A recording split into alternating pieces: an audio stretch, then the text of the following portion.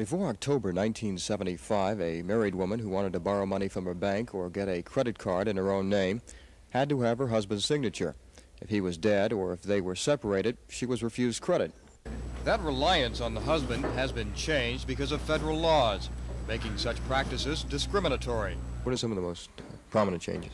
Well, the most prominent is that you can no longer discriminate against a woman because of her sex or marital status, and you can no longer ask her childbearing intentions.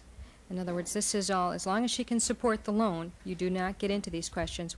Banks are now encouraging both married and single women to establish credit, and further changes are in the works for February of 1977. A woman can borrow under her legal name being Mrs. Jane Smith, no longer Mrs. Stephen Smith.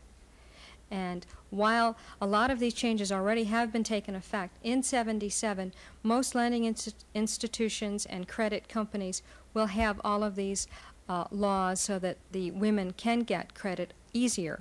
Again, credit worthiness is still the prime factor.